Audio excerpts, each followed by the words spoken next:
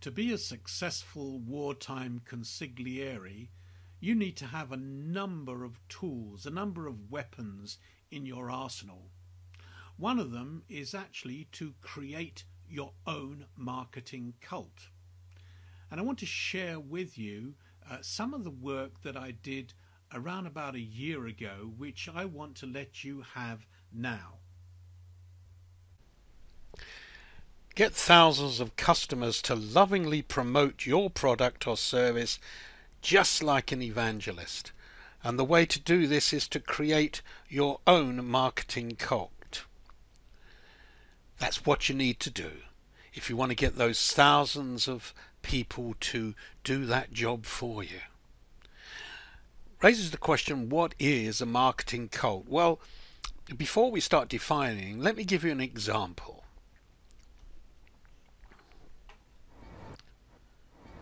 Apple's latest iPhone models have hit stores across the globe, kicking off an expected global sales boom. Thousands of fans in the world's capitals queued up overnight to get their hands on the latest gadgets as soon as doors opened. Many endured sleepless nights and bad weather, but it was all worth it in the end. My boss at work suggested I take one of the robots down and use it to stand in my place so I can carry on with everyday tasks. I'm really excited. I'm a really big fan of the iPhone, and they have the strongest, they're claiming to have the strongest screen, so that's another reason why I'm excited. I like to be the first to have it, so I just wanted to have it now. I guess it's a bit just selfish because I want it now, so I just wait in line and get it now. We make YouTube videos, and a big thing is the new iPhone, so we're like, well, why not be the first ones to get it? And we traveled here. After a dramatic redesign last year in which the company enlarged the iPhone screen and added mobile payments, the latest versions boast more modest improvements. The new iPhone 6s and 6s Plus feature improved cameras and 3D touch, a display technology that responds according to how hard users press their screens. Apple claims demand for the smartphones could surpass the record-breaking sales of the iPhone 6 last year. Analysts expect 12 to 13 million phones to fly off the shelves in the first weekend. I love that guy that said, I want it and I want it now. Do you want customers like that? I certainly do, really. Having said all that, if you want to walk into an Apple store, it is a cathedral. It is a cult cathedral. But if you go back a few versions of the iPhone, it was absolutely plagued by severe problems. The aerial, which was built around the frame, was absolutely amazingly bad. Now, if that was another company, they'd abandon ship. They'd go look for another place with a better product. But amazingly, even the most dissatisfied customers are keeping their phones. Why? Because they're the best design phones available, and Apple makes the best products. People love Apple, even when things go wrong. They love the company. They love being part of a hip, cool group of people that pays a premium over and above to own the very best design products on the market. Interestingly enough, Apple, at the end of the day, is a computer company that makes all kinds of other goodies. But it's amazing that people will buy virtually anything from them, rather than other companies don't succeed as well. I guess it's because Apple will always tell you why we're different. That's a marketing cult operating in extremely high gear. So what is cult marketing?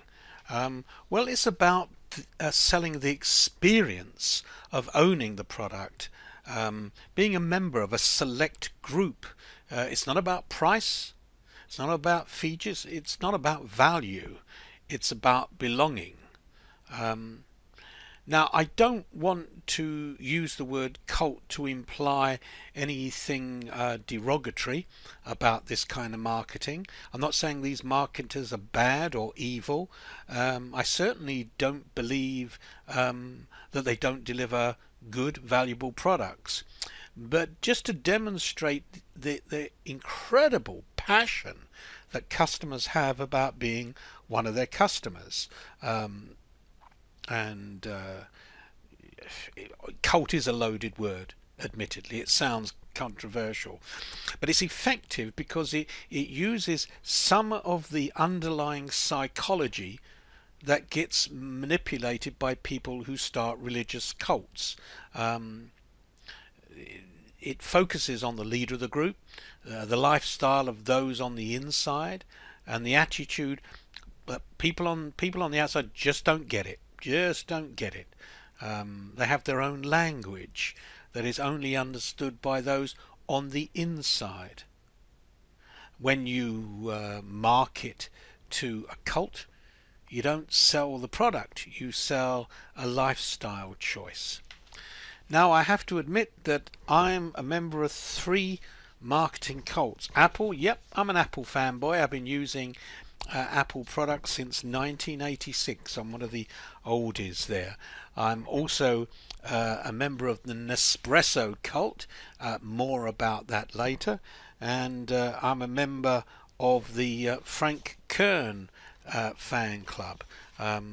Frank Kern is an evil genius, to say the least. I won't mean evil, I laugh at that because I think he's a remarkable guy, one of my favourite marketers. But people fall over themselves to give them money, and Frank knows the psychology behind this, and he uses it to build a devoted group of people.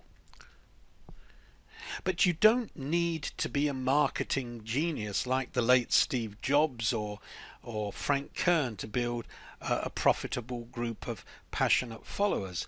One of my contemporaries who's written extensively in this area talks about a guy called Dennis Becker, who wrote $5 a day to help other marketers develop a more focused approach. And it helped many people to start to break down their big dreams into very, very small chunks and segments.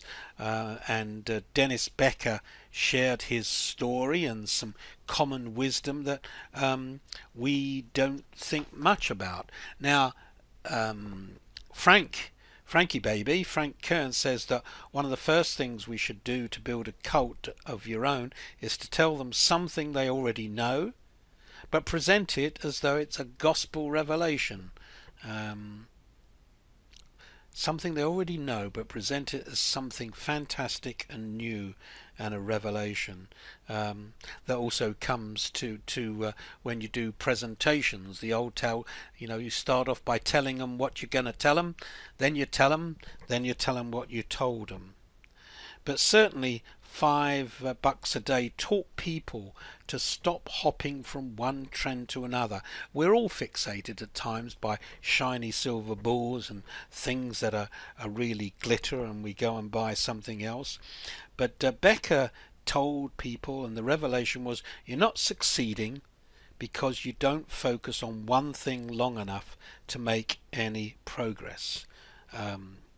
Dennis shared the story because that shift in thinking really revolutionized him. Kern is very good in presentations.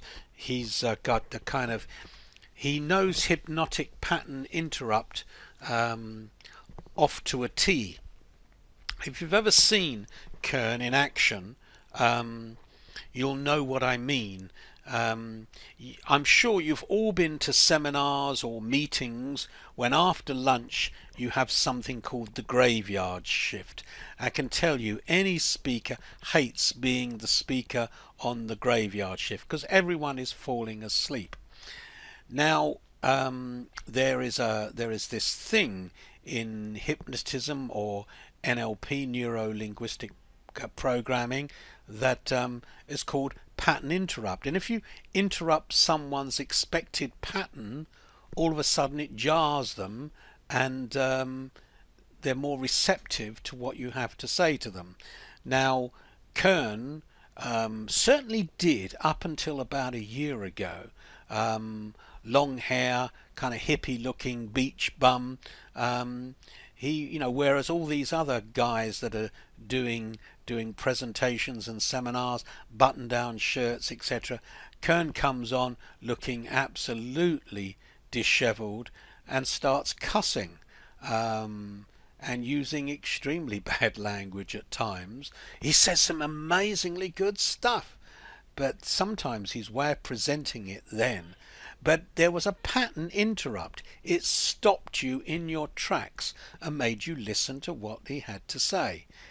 Now he's changed now. He's doing something else that I can't quite get my finger on, but he's certainly becoming a lot straighter there. Bonding. Having your own language. It's amazing. I mean, Becca was very surprised at how well the $5 a day was received. Now the group used to have a kind of a place to hang out, a free membership site, forum, and people could talk to Dennis on a regular basis. Now very quickly they started to develop a list of special abbreviations like 5BAD, and so over a time they were creating their own language. Again, Kern is good at that. He comes up with these terms: content compounding, how to compound content. It's excellent in its way, but you see this in cults, both business and religious cults, that new language is used as well. There's also the question of internal and external communications. Secret knowledge is revealed only to elite members, so you have communications that go outside of the membership area, outside of the elite, outside of those in the know, and internal to your members, those who want to keep it there. Again, Dennis Becker started a new paid monthly membership for him called Earn 1K a Day, where he spilled his guts. It's kind of only revealed to those who are on the next level, as it were, and was a great place. And it's safe to say that Becker, or so it's said, didn't set out to create his own E1, KAD and 5BAD cults. They grew organically from his success. Let's move on then, shall we? Want to talk about Nespresso. I'm a member of this cult. It's a coffee cult, and it could be arguably the best cup of coffee that you could buy. Now, I don't know whether you know Heston Blumenthal. He's a chef. He has a restaurant called the Fat Duck, which is in Bray in England. It's widely regarded as one of the best restaurants in the world. A 12-course tasting menu with wine costs almost £300, $450. But the coffee that's served at the end of the meal used to be I think it still is mass produced by Nestle, otherwise known as the maker of that instant coffee Nescafe. Again, if you visit the restaurant Sketch in Mayfair, they offer an a la carte main course of £50, $75 upwards. Cup of coffee, £7, which is about $10. They produce it with petit four, okay, so you get some chocolate as well, but it's the same Nestle brand, and it goes by the name Nespresso. its products are lovely. I think it's wonderful. They're memorable, actually. They are not sourced from a top-end luxury supplier, but Nestlé's mass market product certainly does the trick. Time was, if you wanted a decent cup of coffee, a really top-notch espresso or cappuccino, you need to find a cafe with a machine, a huge machine, a Gaggia or something like that, operated by a man or woman, a barista, who could probably trace their DNA back to Naples or Rome.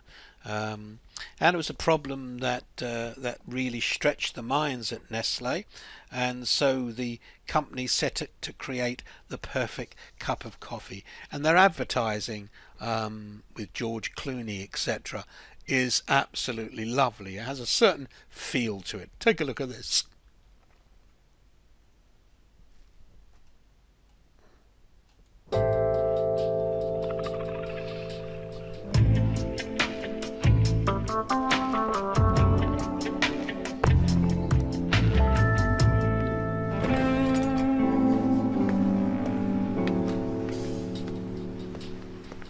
Espresso. What more? What else? That's what George Clooney says.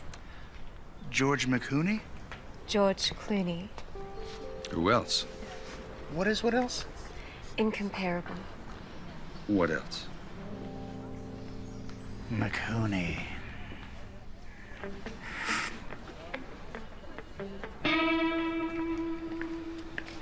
Is that an espresso?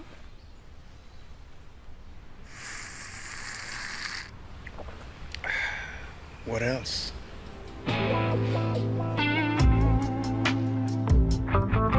Nespresso. What else? What was your name? Christine. Christine. Nice to meet you. I'm Giacomo. Giacomo Blacamo. Creases me up, their adverts. Absolutely amazing. They set up to create perfect cup of coffee.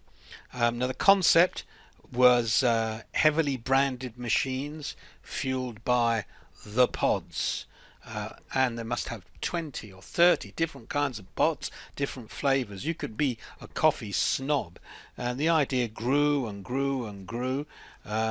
Global revenues topped, well, £500 million, $750 million a few years ago. More than 1 million machines were sold at one time. On the face of it, it's easy to see why this product has become such a roaring success.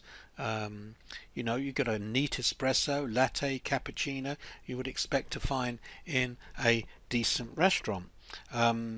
It's not cheap by any means. The pods are around about £3. That's $4.50 for 10 of them. So it's about 30 pence, 45 cents for a coffee, which is more expensive than buying coffee in a pack and making it, but certainly beats the Starbucks price. Highly recommended. The last example I want to give in this presentation is Gorillaz, the band, a cult band. You've got to admire the fever in which EMI have created around the marketing of this band. But there's amazing number of cult-like things about their marketing, and you could see them there. For instance, distance yourself from the establishment. The idea for Gorillaz was formed by Jamie Hewlett and Damon Albarn in protest to the cartoony images of the pop idol establishment that was coming into prominence at the time. Gorillaz are the twisted reflections, says one commentator, of Simon Cowell's creations, the antidote to the meaningless drivel. and they hammer home their exclusivity with claims of the world's first virtual hip-hop band. Gorillaz, distancing from the establishment, recruiting successful and respectable people.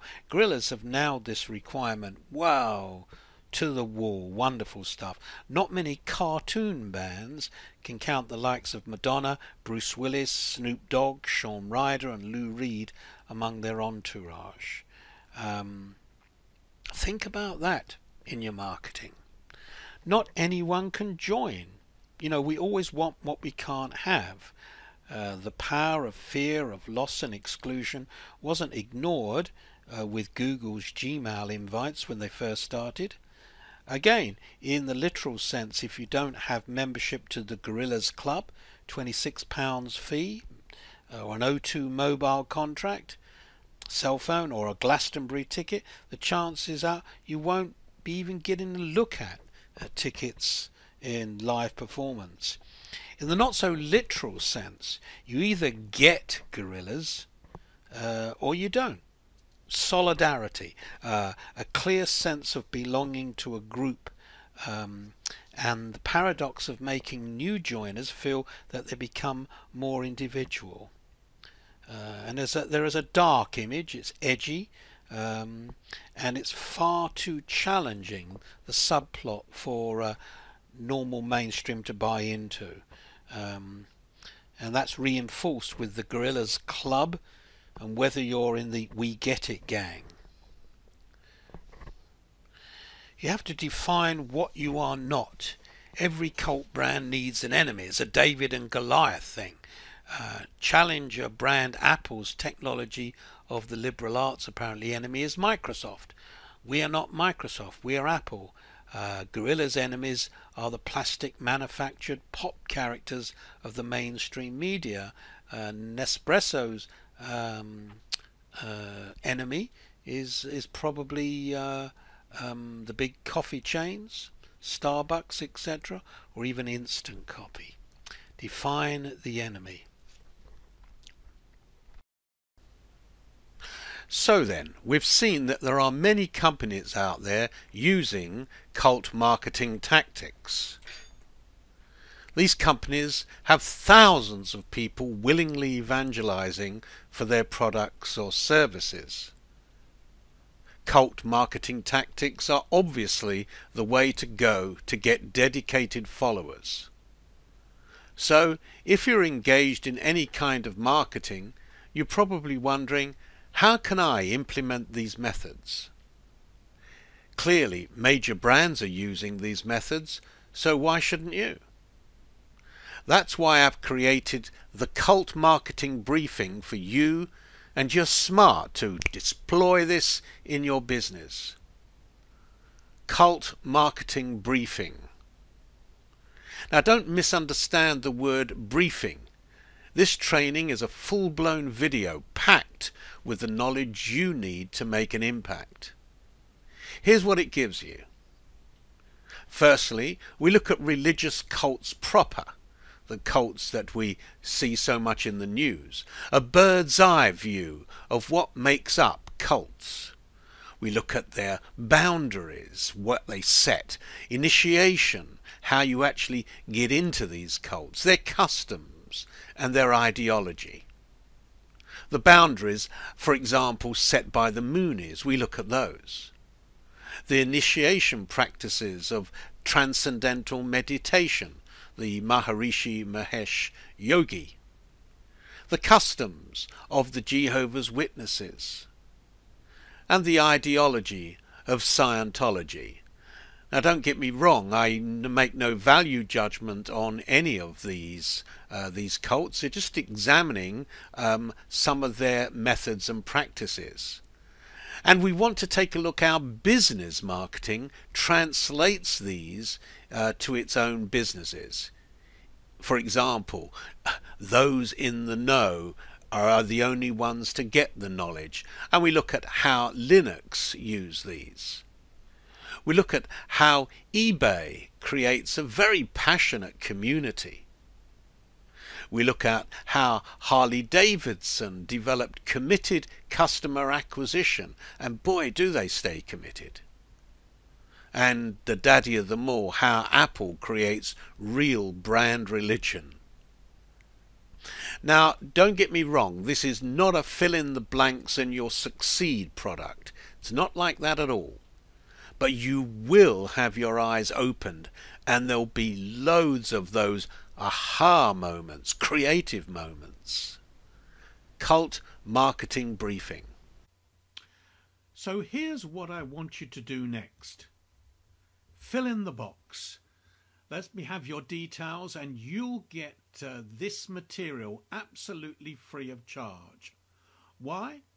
Well, quite simply, I want to be known as the go-to person when it comes to both cult marketing tactics and wartime consigliere methods. So, as I say, it's free. Fill in the box and you'll get it within minutes.